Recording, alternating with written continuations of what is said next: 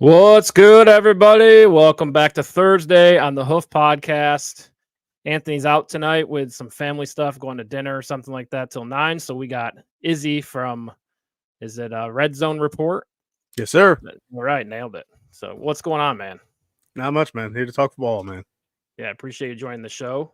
And Thank it's you. kind of nice to have a new face, right? You can look at Anthony all the time, and eventually you're like, I already know what you're going to say here. I don't even have to ask you this. So it's nice. Get a little fresh perspective tonight. I think that'd be good. It's weird because you look at Anthony, like the smart rubs off on you. You're just like, okay, that's it. Yeah. Yeah. In season, you'll get to know Anthony's so reactionary, right? So it's gonna be a lot of fun this season because we're new to Built in Buffalo, so it'll be fun to see how the fans interact with Anthony after the Bills lose. Anthony's much more popular after they lose for some reason because maybe it's because he's negative. That could be it. I mean, it's fine. Somebody's got to be negative and somebody's got to be positive. Hopefully, you guys balance each other out. Yeah, exactly. I try to be positive, but there are my moments. Everyone has their moments. Like when you lose to New England, because Mac Jones had a game-winning drive on you, right? Hard to be positive during that. When you guys were not part of Built in Buffalo, I believe, right? When that happened, right? Yeah, no. And I definitely caught part of the hoof on that one. Anthony was not happy at all. Yeah. So. Looking forward to the season. We're 2 practices in to training camp. And again, it's exactly what you expect, right? The Sale Capacios of the world will update you and said, Dalton Kincaid caught tons of touchdowns today. And it's like, well, there's no RedZone drills. Right. So you kind of expect that from a professional tight end with no defense or pads. Yeah. And today, apparently, it was Curtis Samuel day. Yeah. And I think we talked about it last week. I think this training camp's more exciting than most just because it's new and there's a lot of unknowns, right? Last year, you knew, okay, Diggs number 1, Kincaid hopefully adds to the room, but we'll see how that goes. But you're feeling pretty good about the offseason. This year, it's like, man, okay, what's Keon Coleman going to do? We probably play the X, but we're probably going to see different plays called for him versus Gabe Davis, right? Yep. Is Curtis Samuel number 1 receiver? I don't know. If you look at his stats and, play historically, I wouldn't say he's a number 1 receiver, but then I think the Bills are asking him to be that, right? So kind of interesting that way.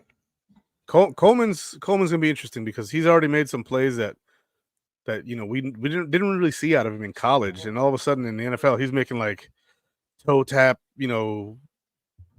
weird position catches in the corner of the end zone on a low pass.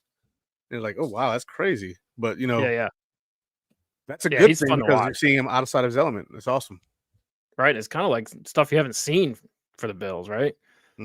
Like Josh, I think mentioned in the press conference, he's throwing the jump balls, throwing the ball up higher than normal. It's going to take a lot of reps to get used to that, right? Because it's kind of new for him. Because you look back at like Kelvin Benjamin. Okay, he's a big receiver, but no ups at all. I mean, no ups. Dude had brick hands. Right, exactly. So I feel like Coleman has he's ups and big. So that's kind of different, right? It's, Absolutely. So anyway, we're talking running backs, not receiver. We're not falling for that trap again. We've already done 3 shows on receivers. I'm sure the RedZone Report's done a number of shows on receivers in the receiver room. No. How many you got? Really. How many? None? Oh, you're due, I think. Yeah, probably am due. I wanted to wait till into training camp a little to see what they're doing. Okay, smart. Yeah, because I was assuming a lot, and I was just like, I'm just going to go cover the whole team until I know what the hell is going on. Right, yeah, that's smart. But we run out of ideas, and we're like, well, the hot topic is receivers, so let's dive in. And then something changes, right? And then probably when the season starts, it'll be totally different than what we thought in the first place. So we can do another show on it. But that's just kind of how the offseason's been for us. But no one's talked about running back. So that's why I want to do a show on running back tonight. And what do we know about this running back room, right? Well, we know James Cook kind of emerged last year. Mm-hmm. I think that's the big thing. There was a lot of experience last year with Latavius Murray, Ty Johnson types. I Yeah. thought that helped, especially in pass protection. That was an upgrade from the year before, I thought. Yeah. But then headed into this year, some new faces, right? Ray Davis, Frank Gore Jr. We'll talk about. I mean, got the big name behind him. A lot of expectations if you wear the name Frank Gore, right? So we'll get into that a little bit. And a little bit of Darrington Evans. Again, kind of a guy who's been in and out of teams. He was with the Bills last season. The Titans before that, I think. Before that. So he's been around the league, but can't seem to find a home for him. But we'll touch on him a little bit. There's only 5 running backs in the room. So we'll try to dive in. But and then 6 if you include Gilliam. Oh, and Gilliam, yep. Fullback. Mm-hmm. Depends on the day. Could be the tight end as well, right? Yeah. That's why it's the roster. I think he plays 2 positions, and I think that's valuable. And teams, right? Yeah. He's on teams as well. Yep. Yeah, he's a valuable player just because of the versatility, right? You love to see that. But yeah, what are we looking for in the running back room during training camp? What are your thoughts on that? So in training camp, we're looking for consistency. We're looking for guys to not fumble the ball. We're looking for their vision and how they find the hole, because there's no pads on right now. So you're not looking for guys to break tackles. There's none of that going on right now. They're just out there and basically checking on their instincts and how they move, how they cut, how they change directions.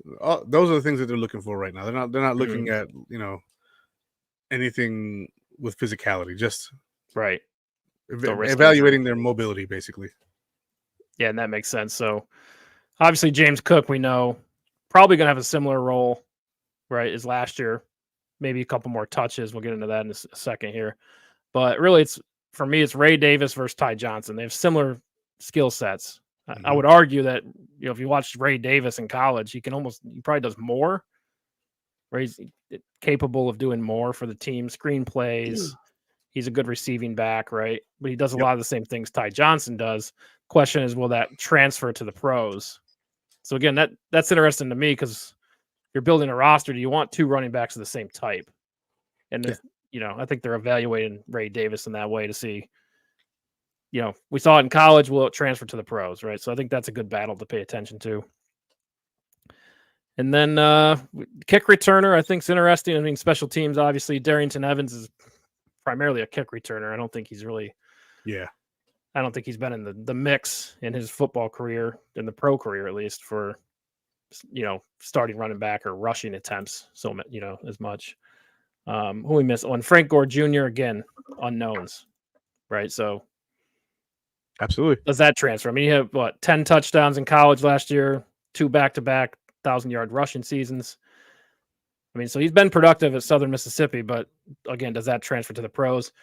Probably takes a while. You never know, right? You never know, because it's college ball, so right. but it's low end college ball. It's not like he's playing at LSU, but every now and then you get a player from nowhere college that comes to the NFL and lights it up. Yeah, exactly. You think a guy like Frank Gore Jr., he's going to have access to inside information through his dad, getting the right trainers, being able to talk to NFL running backs. Like, he has access to that, whereas some of these other guys probably don't get that access, right? And he looks just like his dad. Like, you seen this kid? Yeah, I have. Yeah, he looks exactly like Frank Gore Sr. Yeah, it's definitely his kid, no doubt. So yeah, that'll be fun to pay attention to in training camp as well. And you might get a Frank Gore appearance here and there, right? We saw, I think, did you watch the Giants Hard Knocks? You seen that? No. The offseason? Anyway, Frank Gore popped his head into the combine, and he's talking to Daboll, talking to Joe Sheen, because they're with Buffalo, right? And just interesting to, talk to a legend like that. Yeah, man. When you're building a roster and, these legends have their kids in the draft, they have some skin in the game. And so they're going to look to the guys who they've worked with in the past to potentially, like, hey, my kid's in the draft. You guys looking at him maybe? Saquon's gone. You guys going to look at my kid? And it's like, well, we can you do me Devin. A favor? Yeah. Well, we brought in Devin. Why not? Right. Why not Singletary Gore, too? Well, that's a good point, because Frank Gore Jr. is a Bill, and he was undrafted, right? So Frank Gore played here, got connections with the GM and the head coach. So I'm sure that type of stuff happens, right? Yeah, absolutely does. Shout out to the comments. I see a lot of familiar faces in here, man. Okay, yeah. Built in Buffalo loyals. Like, piping on your show too. I know John Robert always helping us out. What's going on, John? King. She's always on my show. What's happening? Yes, David Highland. He's always there. Some of these are all my guys too. So nice to see him on here too. Yeah. Welcome to the show. Appreciate the support. Absolutely. Let's see. David says Davis pass protects, can catch, and a bulldozer that wears down the D. Yes, That's sir. absolutely true. And like I was telling you before the show, I watched that Florida game. I think Ray Davis had like 280 yards rushing. He had like 2 or 3 touchdowns in the first half. But if you want to know what Ray Davis is all about, watch that game, because that was it was just a phenomenon. He's just tearing that team up. Mm-hmm. And they were up early. And I think Kentucky was the underdogs, but they just had no answer for Ray Davis. So again, hope a lot of that transfers over. Yeah, he was very physical that game too. Like he was everything in that game. He was physical, he was agile, he was sure-handed, he was a good blocker. Like he just went off that whole game. It was like, if there's gonna be tape that they're gonna show of me to prove that I'm a pro, this is gonna be the game that they show me, is that Florida game. Yeah. Yeah, it's Kincaid versus was it Florida State? He had 200 yards passing. USC, I think receiving. USC, you're right. It was USC. Yeah. And you just see it like, okay, this is the next level, right? And I saw that with Ray Davis in that game. Like this guy has burst in the hole, breaking tackles on the screen plays. You can see him juking dudes at full speed. I mean, just it's all the stuff you love to see from a college player who is going pro. So again, he's kind of a bigger, faster Singletary, isn't he? Like the way he moves is very Singletary-esque, but he's a little faster and he's definitely a little bigger, because Singletary was 205, right? Maybe, and then around that. Yeah, he's definitely bigger. This kid's 215, 220. So yeah, he's got a lot more moves too, right? A lot more juke to him, right? Go back and forth, can kind of break ankles either way. Where I feel like Singletary is like one cut back, right? He breaks one tackle. He would beat you with simplicity though. Like Singletary was like. He was like a boxer that had a good jab and a nice hook, and he just beat you with that, and there was nothing you could do about it. Ray Davis definitely has more punch to his game, we'll say. Yeah, I'm excited for Ray Davis. I think his ceiling's extremely high. Again, will he get the opportunity? That's going to be hard for him to get touches, right? James Cook's emerging. Josh Allen takes a lot of rushing attempts. So again, will he get an opportunity? I think maybe pass protection, things like that will get him on the field. You know what I mean? That's where it starts for him. All right, let's get on to the next one here. Do the Bills need to increase James Cook's workload in 24-25?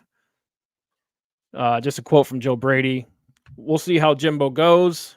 But when you look at Jimbo, I think it said in the spring, he looks different. He's stronger. He's more put together. You can tell he put in a lot of work. It's important to him. So I'm excited to see him continue to evolve and get better. That's Joe Brady in the presser. I'd like for them to weigh him in, see where his weight's at right now, because he was at like 190, and just small but fast, still powerful for 190, but see what he's beefed up to. I mean, I hope he can keep the speed while beefing up too. That's one thing that you also see in fighters, like when they jump up a weight class, is like, is he gonna be able to maintain that speed and power going up? Still professional athletes. I'd like to see where he's at weight-wise and see how he moves in the preseason, if we even see him in the preseason. Right, might not see him, right. Yeah, I think, when he came in 2022, I think he was really looked at as a receiving back only, kind of the shotgun packages, things like that. But again, last year he showed a lot. He could be a number 1 running back, right? And I think really the league has evolved where the receiving backs are more valuable. So really the league's evolving to his favor as well, right? So you look at him now; he's finished the 4th in rushing yards last year in the entire league. I mean, that's what you want to see on a Bills running back. Where for years we're complaining they don't run the ball enough. I mean, yeah, I like where James Cook's at. And do you need to increase his workload? I mean, depends, obviously. So last year he was 46% of the Bills' rushing attempts, the whole team. If you to compare that, Christian McCaffrey for San Francisco had 55% of the team's rushing attempts. So close. What was James Cook's? 46. That's not too far off, yeah. But no, not too far, yeah. Closer than I thought. McCaffrey, I think, gets more of the lion's share in the receiving game too, though, on his team. He's Yeah, like their good he's point. like their third option or fourth option in the receiving game.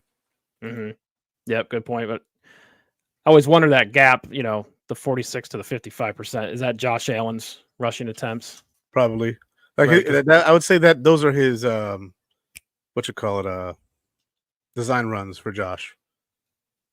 right, quarterback draws, things like that. Yep, quarterback draws, quarterback power. I mean, anything that Josh is intended to run on, RPOs or not run pass options, but speed options or run options, where it's just him. He can toss it or not. hmm Those plays are going to be counted in as well. Josh really didn't have that many design runs this past year. Like they ran Definitely left. a little Yeah. bit. Yeah, they definitely turned up a little bit more, but most of his rushing yards, I think like 350 of them are out of his 510 were all scrambles. So he's good Right. at running the Yeah, ball. it makes sense because I think, Ken Dorsey, it felt like early in the season, Ken Dorsey tried to make him a passer Yeah. first, right? Dayball was the one who was big on the quarterback draw and the, quarterback design runs. I think you saw that a little more with Joe Brady, not that much more than Ken Dorsey, but Mm-hmm. it kind of disappeared early in the season, right? We're all saying let Josh be Josh, if you remember that. Yeah, everybody was saying that because he didn't look like himself. There were No, like 2 games where he looked elite, and it was the Commanders and the Raiders, and those teams suck. right. They Then until you're everybody losing, appears. they're losing to teams like the Patriots and the Jaguars, right? So by one score too. And like if Josh had a play here and there, maybe in the run Mhm. game, makes the Yeah, difference you in never those know he's games. breaking one long, like the Steelers game, that long crazy run he broke. You never know when one of those is coming. And then if you get him running full speed, 245 pounds of twisted steel and sex appeal, laying out a linebacker, you're gonna be like, what the hell is going on here? Like, this guy shouldn't be able to do this, but he's just that big and strong. Right? No one wants to tackle him. Yeah, I don't. don't blame him. No, definitely not. All You can right, keep that. That's a young all right. man's What we game. got next? All right, so that's James Cook. You think it's got to increase? I think it does. Right?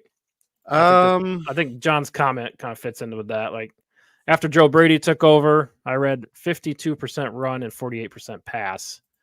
I'd say that was an increase, and we saw James Cook come on late last year. So I think if you're following that trend and what Joe Brady's saying about James Cook in the offseason, he's getting bigger, stronger, right? So I do think we continue to see this ratio where it's a little bit more run, a little bit yeah. less pass. So I Yeah, think we that used would be to an 60-40, increase. right? We used to 60-40 Mhm. pass. Now we're looking at Right, exactly. 49. More Here's the 50-50. funny thing about that. Even though we ran the ball more last year, we had more rushing snaps. Because of that, the amount of passing snaps went up too from the year before. So like Interesting. we So just ran more more, plays. yeah, we ran more overall plays. So getting first downs in the run game generates more opportunities to pass. Yeah, that makes sense. So I never thought of it that way. I was like, oh well, if we have 300 snaps, in a game, and half of those snaps are going to be run. There's just 300 is way too much, but like if we Mhm. have 100 snaps in a game and half of them are going to be runs, you're like, wow, well, that's a lot of runs. It's 50 plays, and then passing, you're only going to get 50. But if you had Right. more, it's just because of the way the game ends up playing out, you have more opportunity to run different plays, and passing plays are included in that. But then again, you have games like the Cowboys game where the run game was so damn good that you just stick with it. Right. You just ride the whole game. Mm-hmm. Yeah, well, I think it's another option for developing a game plan, right? Mm-hmm. You can dial up game plans around James Cook, and maybe couldn't do that earlier in the season last year, right? Still kind of unproven, Well, fumbling the ball a little bit, dropping passes a little bit. I I think think late in the wooden is the season it word. looked a lot better. Yeah, What was that? I think wooden is the word. Yeah, right. Dorsey's a passing coach, man. He likes to throw the ball. Yeah, it makes sense. But yeah, maybe like less big plays in the passing game also Mm-hmm. leads to more plays overall. And I think we saw that as well. All right, jumping on to the next one here. Where does James Cook's 2023 season rank among Bills players in their first 2 seasons? We're talking about like rookie season or So the second year, or each like season for the first 2 seasons, where does it rank among all Bills running backs? And I'll just tell you, he's ranked 7th. 2023 was 7th overall in Bills history of any player in any running back in their first 2 seasons, right? Can you name the 7 or the 6 running backs ahead of him? Ooh, 6 running backs ahead of him. OJ. OJ not on the list. Really? Okay, so Thurman Thomas. I'm not sure where OJ was. He Low. might have been hurt. I remember he had Right, some right. injuries in his career. Yeah, Thurman Thomas, number 3, 1989, Okay. 1,244 yards. CJ Spiller. Spiller not on the list. I only have top 18. Okay, so not on the list.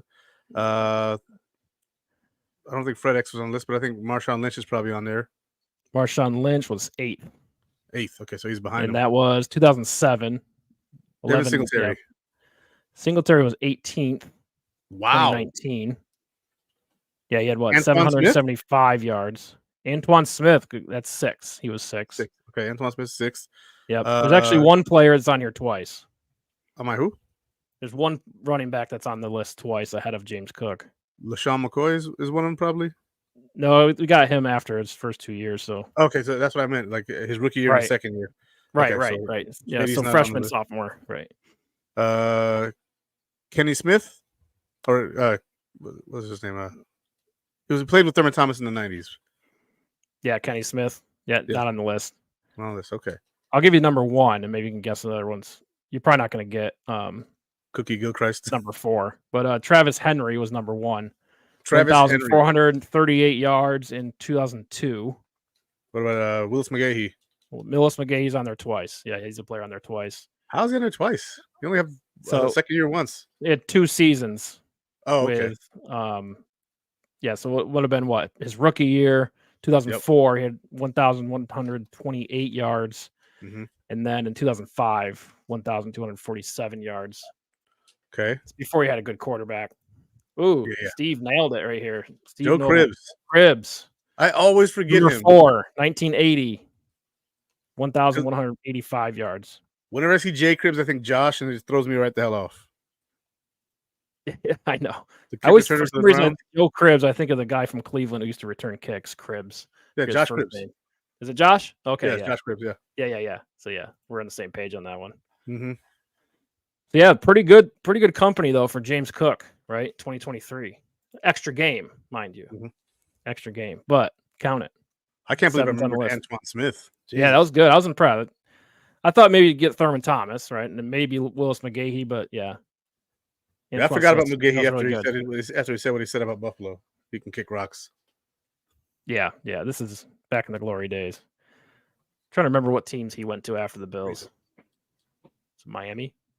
No, he went to Baltimore. Baltimore, that's right. Yep. Good career for him, though, overall. Yeah, solid. I just, hate him. Not really. I actually met his aunt here in North Carolina. Oh, really? Yeah. That's cool. I saw a picture of him on her wall, and I was like, you a Bills fan or like a Ravens fan? And she goes, no, that's my nephew. And I was like, Willis McGahee's your nephew? She goes, oh, you know who he is? I was like, yeah, we drafted him. Yeah. Know him well. I was being nice to her. She's a customer. Yeah. Got to do what you got to do. Yeah. Got to suck it up sometimes. Go to somebody's house with the Bills lanyard on. They got dolphins. So we were like, oh, daddy's home. All right. What else I got here? Let's see. Receiving yards, first 2 seasons. James Cook, 6. Okay. He had 445 receiving yards last year. So really great season for James Cook statistically. We doing a list again? We could do a list. Well, these ones are kind of tough. I'll just name them out to save time here. Thurman Thomas, number 1. Joe Cribbs, Greg Bell, Ray Carlton, heard of him. Ronnie Harmon. Wow. Top receiving yards of any season between their first and second year. Bills history. Ronnie Harmon. O.J. Simpson, 9th on this list. The juice. So, and James Cook's 2022 season in receiving yards, he's 44th. Oh. So just to give you a little context in the jump he made. Well, it might have been better if he caught the ball. Yes, that usually helps. Yeah. Like 4 terrible drops this past year. It's like, Jesus, come on, James. You're wide open. That's a touchdown, bro. Catch the ball. Right. Could have had more. I'm in North Carolina. my non-existent but sometimes existent Southern accent all of a sudden pops out. It's like, catch the damn ball. What are you doing? Yeah. Especially when you're wide open like that, man. That's frustrating. He was wide open on some of those. A little vein right here, like Anthony. Right. It's like, pop it out. Show the crowd. It's even worse when my wife sees it. She's like, "You son of a!" She got a foul mouth on her. All right, so what we got? All right, let's hit the next one here. What are the expectations for Ray Davis? Right, talked about him. Talked about the Florida game. Yeah. I think we touched on a little bit. It starts with pass protection, right? That's how you build trust in a pro offense, especially when that passes more than they run. Mm-hmm. And I think if he can get good at pass protection, show he can do it in the pros, he'll be on the field, right? Yep. Obviously behind James Cook, but the expectation, I think, is you want to see him be a number 2 running back. Absolutely do, yeah. I think that Ray Davis is going to be the number 2 guy, of course. But I think his versatility will get him on the field more than we think, and that's why I'm not positive about the whole James Cook seeing more touches, because I think that Ray Davis's skill set is going to earn him more, so long as he remains disciplined and steadfast and doesn't fumble the ball. Right, fumbling's a big one. Yeah, you don't see the field with McDermott if you fumble the ball. That's just fact of life. I respect it, but sometimes doing too much, Sean. Right, definitely true. Ray Davis was good in college, right? Very good in college. Of the 3,000-yard seasons. Yep. 3 different teams. SEC too, right? Good opponents. Like to see that. I mean, you just watch him. He looks like a pro running back, right? Big body. Burst through the line. You love to see that. Love to see not afraid of contact. Yep. Stuff you Great like to story. see. He's hungry. Right. Chip on his shoulder. McDermott loves that. Yep. McDermott knows how to bring the hunger out of you. And if you're already hungry, it's easier to do. For sure. So, I think his expectations are pretty high for a rookie who was what was he drafted? 3rd round? 4th round. Yeah. Or 4th round. Yep. 4th round. So, again, he played in the SEC. He finished, 5th in rushing yards among running backs that were drafted. But he's playing in a much tougher conference, right? The players ahead of him played at Troy, Michigan, Marshall, Notre Dame. Yep. He's playing LSU defense. He's playing Bama, Georgia, Bama, right? Those are Auburn. the premier defenses in college football, right? So Vanderbilt. Right, yeah. You get a week off here and there, Yeah, my buddy's like Vandy, like shut up, man. But he's playing NCAA, right? What's their rating on there? Garbage. Yeah. They're trash. He likes to play with them on occasion just to freaking troll people, even though he. Yeah. But it's funny guy. Vanderbilt. Golly. Vanderbilt, I know. But no, Ray Davis this year, I expect him to have a better rookie year than James Cook did. I expect him to. That's fair. I expect him to go out there and probably, tote the rock. Maybe, I don't know, James Cook in his first year, 89 times. I'd say maybe 100, 110 times. I'd say probably, 600, 650 yards, maybe 4 or 5 touchdowns. I think he's going to be the main goal line back, so he's going to see the end zone more in the red zone than James Cook will, unless we're talking about like at the 18 or the 20. But once you get inside the 5, that's Ray Davis territory right there.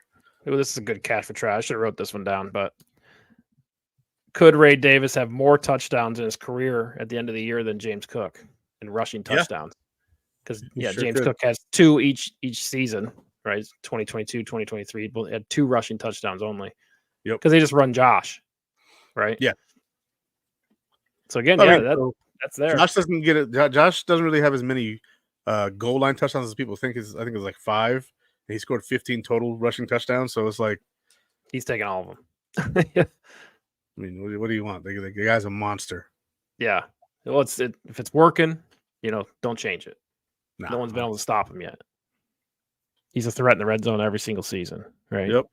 And he doesn't really get hurt. Like people are like, he takes so many big hits. It's like Josh doesn't take a lot of big hits. He delivers some big hits, but he doesn't really take many big hits. Yeah, he slides. Whenever he can, and the first down's on the line. But it's like, I hear that so much, and it's like you guys don't even watch the games apparently because he's jumping over people, and you don't see him hit the ground Right. too often. Like in his rookie year, he definitely did take a lot of big hits, and they were like, "Yo, dude, Yeah. Still chill with proving that." himself, right? But you love to see as a fan, though.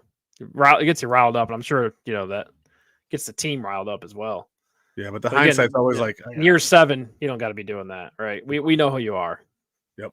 You're top 3 quarterback, potential Hall of Famer. Like we already know this stuff. Just stay healthy at this point. Yeah, But again, it's a big factor when you're talking about running backs because Josh Allen, he really cuts into rushing attempts, rushing yards, rushing touchdowns, like we talked about. It's a big part of the offense, right? I think that'll drop some this year, though, with the balanced running attack now. Yeah, I would think so too.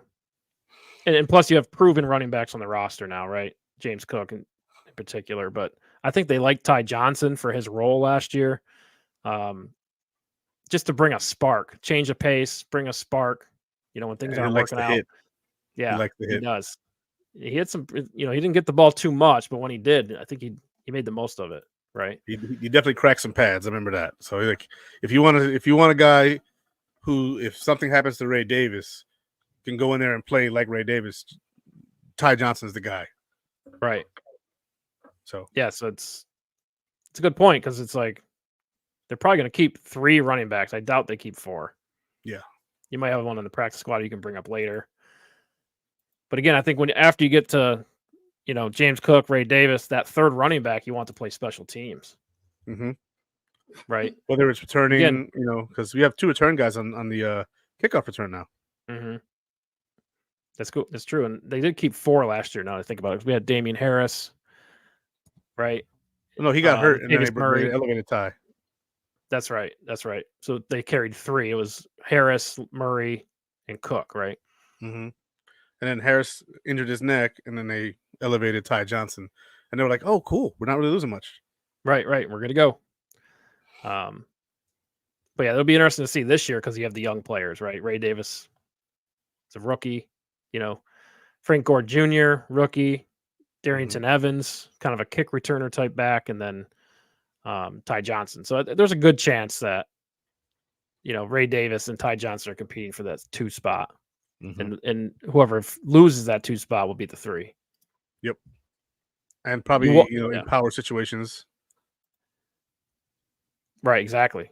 It starts with pass protection for sure.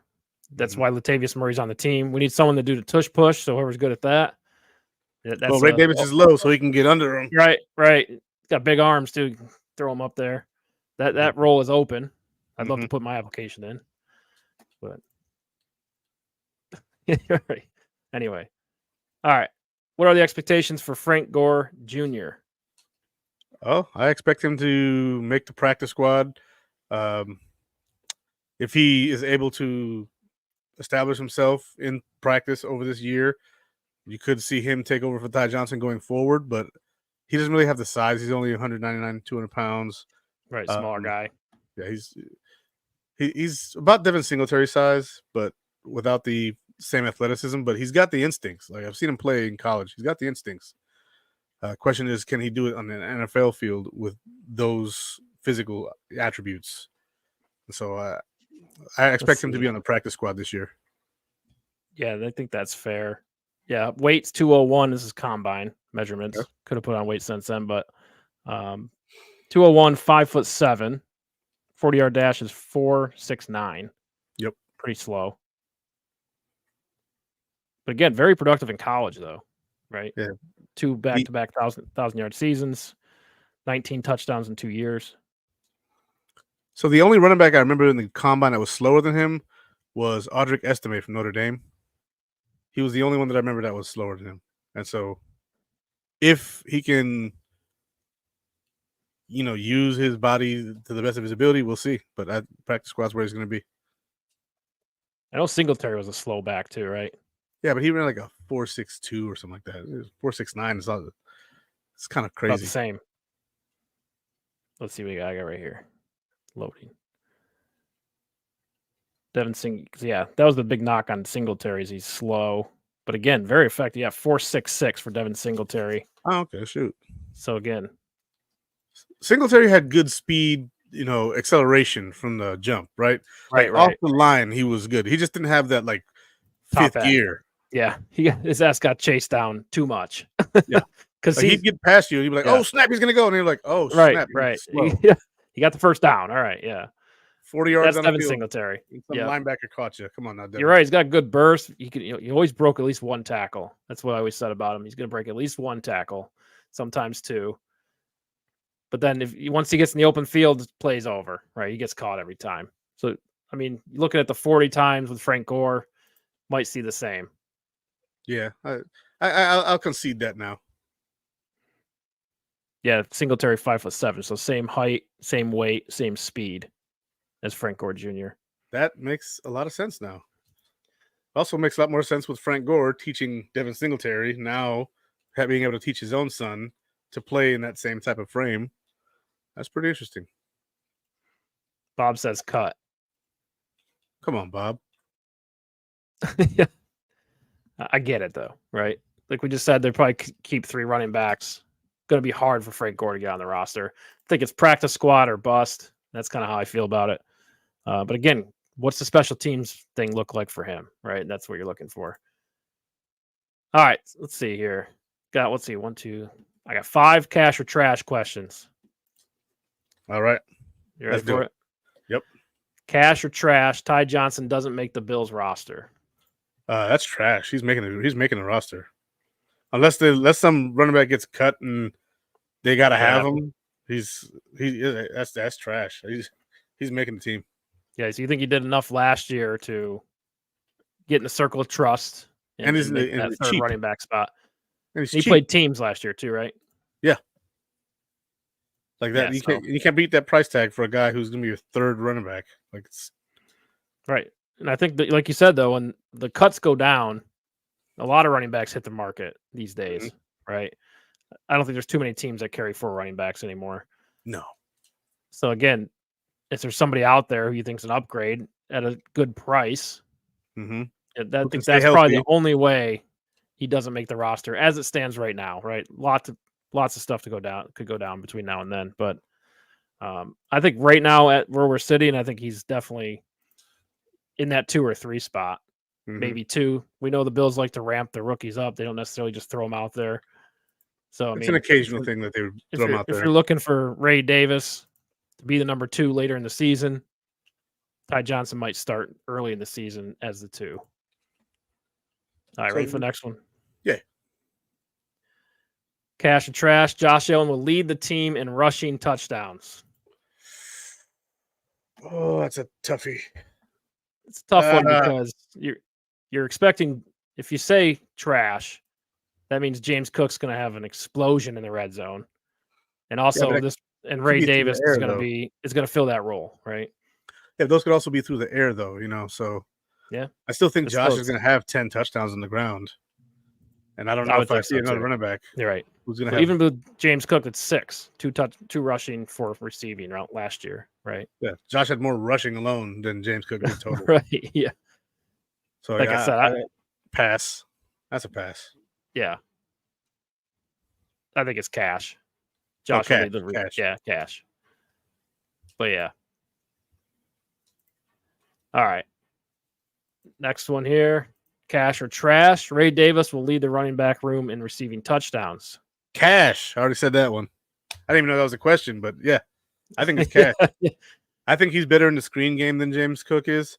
I think that James Cook may have lost a little bit of trust through the air because of the touchdown passes that he dropped last year. Josh probably might have been able to eclipse 50 touchdowns last year total if James Cook doesn't drop so many passes. And a couple other guys on the team, but they're not here anymore. So he has opportunities. He definitely has opportunities to get to 50. So I think that James Cook or Ray Davis is going to be the guy who leads through the air. I think that James Cook will see more rushing touchdowns though on the ground now. Yeah, it's a good point because I don't think we've seen a lot of screen plays to Latavius Murray. We didn't see a lot of screen plays to Ty Johnson, maybe a few. But again, I think you watch Ray Davis in college and Kentucky loaded him up with screens. Yep. Right. I think that's why they drafted him. Yeah, exactly. We haven't had another element. Guy. Yeah, we haven't had a big screen guy since John Brown. He was the last guy that we had that really ran screens. He's a wide receiver. Mm-hmm. Now you give him a running back that can do it. He can be out at wide receiver, pull in on a bubble screen, and then Right. That's a good point too, because you look around the receiving room, it's a lot bigger, so that helps you in run blocking, right? You would assume, and then you have 2 tight end sets. Obviously, you have an advantage there as well.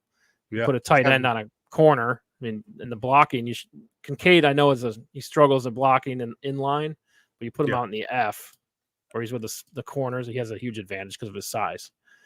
Then So Ray again, can just run between the trees. He can just run between the trees. Exactly. So in theory, you'd like to see Ray Davis take a lot of screen plays, and James Cook too. I mean, he could definitely do that, but again, how effective will it be?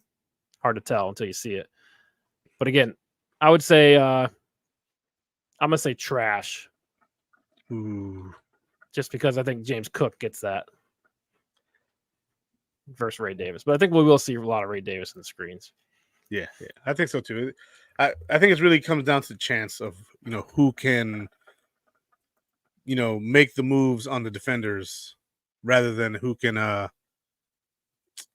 who gets the opportunity where and when. I think it's going to be like you made the play, you made this guy miss, you broke the tackle. Mm-hmm.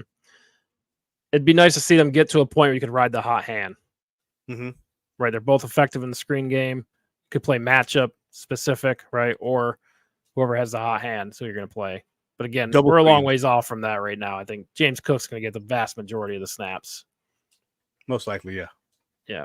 So I think that's where we're at. But again, mid-season, that could all change. So that'd be fun to pay attention to. All right, 2 more here. Here we go.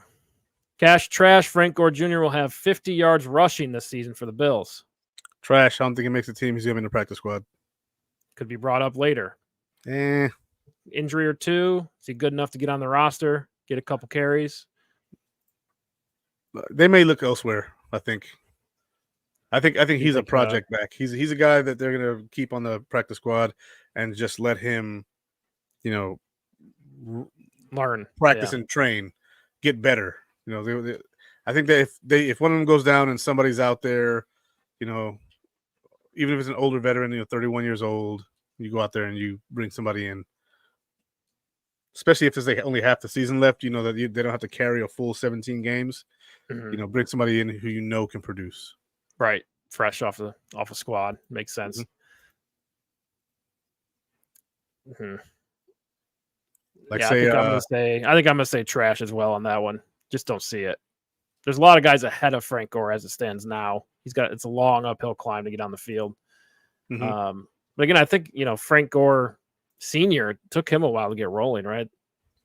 He didn't come out his rookie year, and he was that for a while. He was pretty good his rookie year. He wasn't like superstar, but people were talking about him after that rookie year. I'm gonna look up his. Let's check it out. Frank Gore, 2005, going way back. Played 14 games, started 1. Right, so 127 carries, 600 yards. Okay, that's very respectable, right? So it's not out of the question, though. That second year, though, was 1,695 yards. And he arrived the second year, right? Yeah, I definitely remember those days. So long ago now. Crazy to think about. Makes you feel old, doesn't it? It does. But, I mean, Frank Gore Jr., though, 18 reps on the bench press. He's a strong dude. Like we said earlier, he's got a lot of connections in the NFL. Probably got access to the best trainers. It wouldn't shock me too much if he came out, beat out a couple running backs, had a shot at the field, right? It wouldn't be completely shocking to me. Yeah, I'm with you there. John brings up a good point, though. If he gets put on the practice squad, somebody will probably poach him. This is probably true.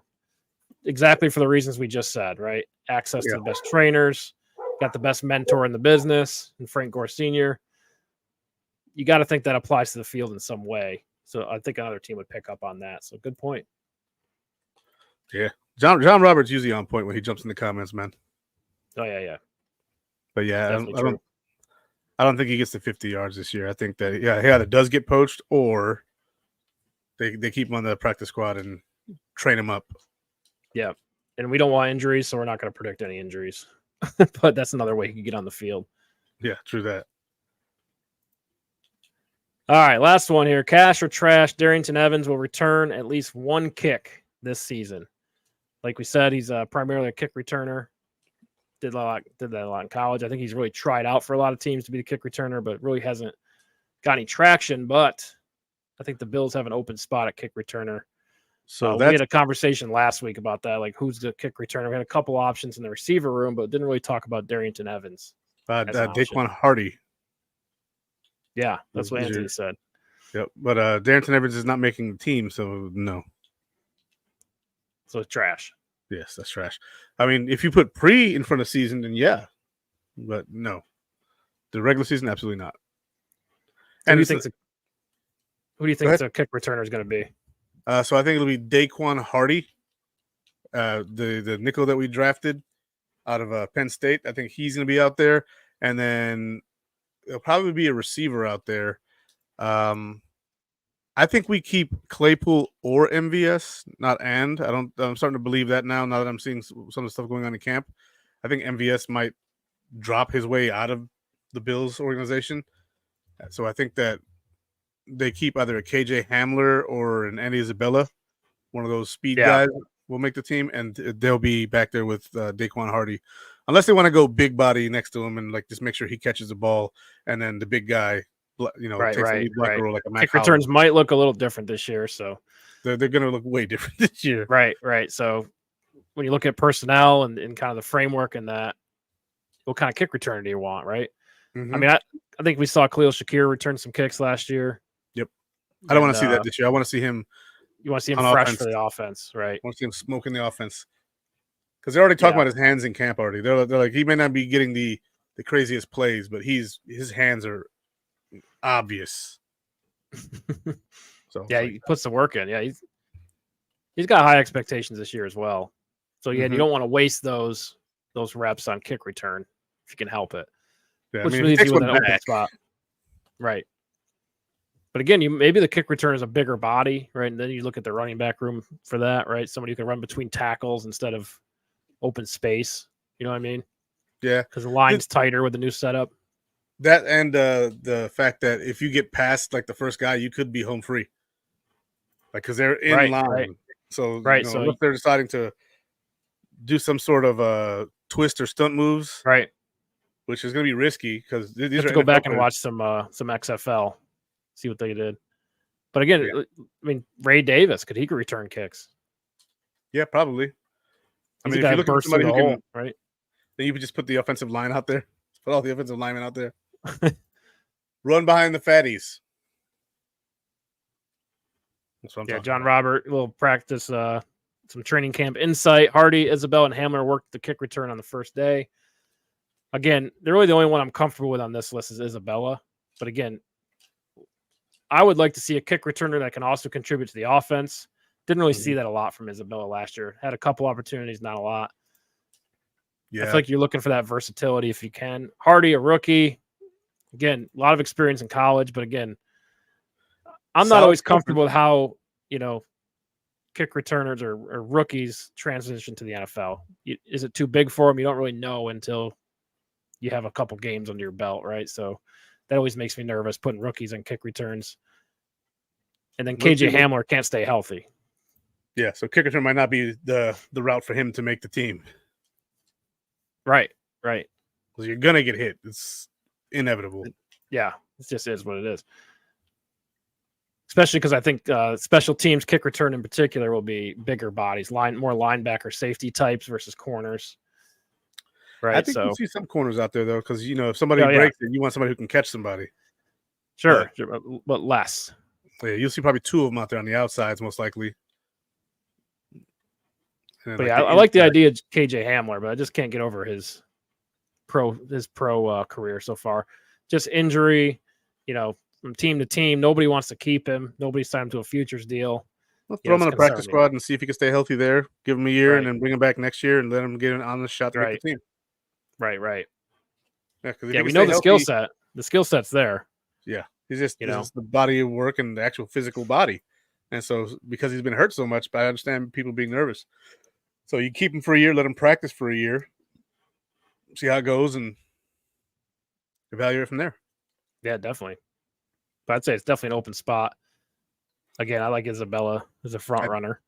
I do too. If you're gonna run one small guy, one big guy, Isabella out of that group is the one I have the most faith in. But also, I've never seen this play run in the NFL yet. It's not the XFL, it's the NFL, so the quality of player is gonna be better. Not saying that none of those XFL guys can play in the NFL, but let's be real here. Majority of the guys in the XFL were there because they can't play in the NFL. So that's true. The defenders are better, faster. Right, it's a good point. But the blockers are too. So the blockers are better, faster too. So if you get like one good block, and you can the NFL guys obviously gonna be much faster unless it's freaking the guy the Cowboys took from the XFL. I forget his name. Their kick returner, but Cavante Turpin, that kid. Oh yeah, he's fast. He's stupid fast. But unless you find one of those in the XFL, like KJ Hamler, Eddie Isabella is gonna blow everybody in the XFL out the water with speed. Let me try to find some XFL kick return stats real quick. So not this past year, the year before. Well, this past year that was the UFL. kick return. No. UFL. So you're right. Yeah, you're right. They went back to the old kick return. You're right. Yep. Can't keep up. Here we go. 2024 UFL kick return leaders. No. UFL didn't use the same kick return rule. They moved back to the old rule. Oh, so you have to go to what? 2023? 2022. Yep. Back when it was the XFL. And they weren't. So I was right for the XFL. Gotcha. Oh, we're getting there. Oh, yeah. The Battlehawks were pretty exciting on kick returns. So 2022, not 2023, right? Correct. Yeah. 2023 was just this past season. Not sure if we have a. Oh, no. It might have been 2023. My bad. I forget this is Spring League. What am I doing? Oh, yeah. Spring. The years are different. That's a good point. Good point. So, yeah, 2023 is not 2022. All right. So Darius Shepard, St. Louis, had the most yards in the kick return. Highest average was Puka Williams, DC. Okay. Let's check him out. So Darius Shepard. Puka Williams Jr. Name sounds familiar. Probably from the draft. 5'10", 170. Right, so not a big dude. So Darius Shepard is a Charger now, it looks like. Nope, he's a Battlehawk still. He was a Charger. Yeah, he was a Charger, but he's a Battlehawk now. Let's see. Travis Johnson. There's a couple names on here, but they have one game, so you can't look at the average from one game. And that Darius Shepard guy ran a 4.61. Okay, so it still seems to be the same type of athlete. You know what I mean? Yeah, it's not near as fast as any of our receivers. It's not like they all went to running back or a big body. You know what I mean? Yeah. However, the next guy with the highest average from the XFL in 2023, 6'4", 211, Travis Johnson.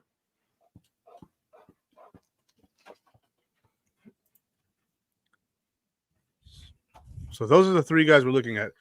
There's two guys in the end zone, or not the end zone, but in the receiving zone for the kickoff, right?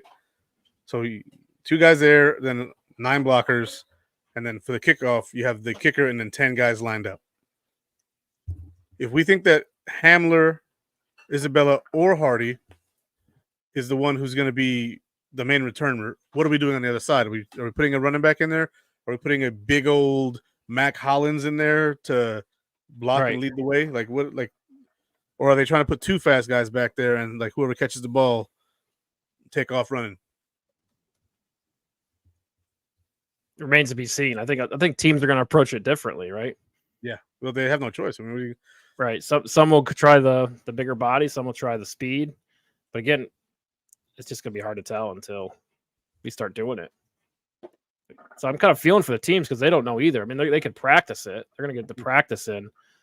But until you go to games, what's the best? There's no historical data on it. You know what I mean? Yeah. There's no historical data except the XFL. Right. Nothing to do with it. Is that the same? No. Hard to tell. Hang on, add overlay here.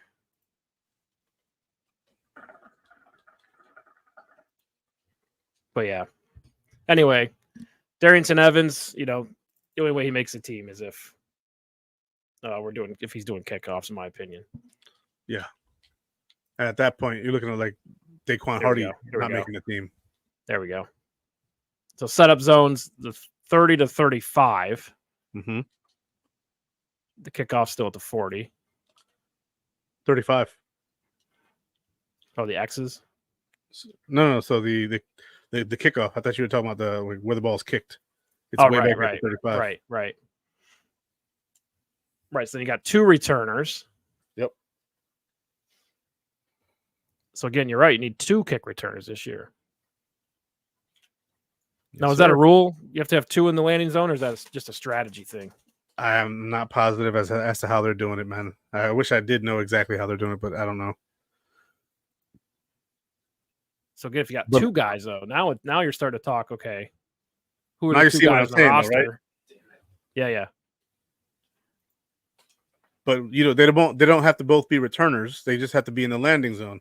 So if you have 2 guys there, you're putting one of those guys as like Daquan Hardy, another guy as Mac Hollins or freaking Chase Claypool. So just a big guy who can run ahead and be fast enough to do that, and then allow the other guy to be behind him like a fullback and a running back. Like, are you going to put a running back there like Ty Johnson, and then maybe put Reggie Gilliam back there with him? Like, so many questions for that whole. Right, there is.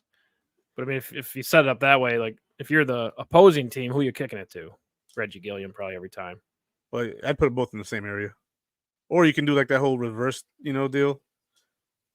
Where you run sideways, you hand it to the other person, and they take off the other way. Probably see a lot of that. Yeah, that'll stretch the field for sure.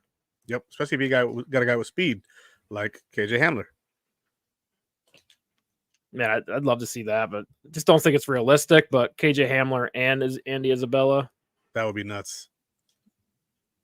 I mean, if you're kicking it, who are you going to kick it to? They're both the same skill set. Doesn't matter. I think Andy Isabella ran a 4.33 or 4.31. So yeah, they're both really, really fast. Yes. But again, I don't think you can carry 2 receivers that way. Mm-mm. You know what I mean? You have to sacrifice elsewhere. Right. But you could look at Hardy. I think he's the corner. Mm-hmm. And then a guy like Isabella, and I think you're in pretty good shape. Yeah, I agree. But there might be a spot for Darrington Evans. If the rule, we'll have to look it up, but if the rule is to have 2 people in the landing zone, I think Darrington Evans is on that conversation. He's got a lot of experience. He's been around the league a lot of experience, though. He's super fast, 4.41. Yeah. Daquan Hardy ran a 4.38, so yeah, he's got that speed. Right. Anyway, this is going to be the big conversation in the offseason, but until they start playing preseason games, we're not going to see it, but we'll be sure to talk about it when that comes. But heck yeah. All right, I think that's all we got. You got anything else? No, just thank you for having me on today. I know that you needed a partner, and I'm happy to help, but it's always nice to jump on and learn to work with others. I usually do my own show by myself. Right. So. And that's tough. I don't know if people know. Like, I've done a few podcasts by myself. Much, much tougher. Right. I think when you do it by yourself, normally, working with somebody else can be a little tougher because you don't know when you're going to cut them off on accident. I know I've cut you off a couple times here, and sorry for that. Part of it. No worries. I did the same to you. So it's just Anthony and I have the chemistry. That takes a while to learn. It's our first show together, so hopefully we'll build that over the coming months, years. But it is nice to get to know you guys, whenever I get a chance. I did a show with Anthony. I've done a show with you now, and a bunch of the other guys who are on dual shows. So it's nice to be a part of it and get to know all of you guys because you guys are my brothers here at Built in Buffalo. Definitely, man. I appreciate you filling in, and I'll come on your show anytime you need somebody. Yes, sir. And we'll go from there. But yeah, you can find Izzy at the RedZone Report Wednesday nights. Nope. Sunday nights. Sunday nights, 7 p.m. Yep. It's the only day I get off every week. My only day to myself. Perfect. So during the season, you have post game? Yes. Usually, Akeem and I have post game, and once in a while, we'll have another guy on with us to discuss. Awesome. So hopefully, we have you on. Yeah, I'll be on for sure. Win or lose. Win or But lose. yeah, thanks for joining us, and thanks for tuning in, everybody. We'll be back next Thursday, 7:30. Hoof Podcast. Be sure to tune in. Have a good night.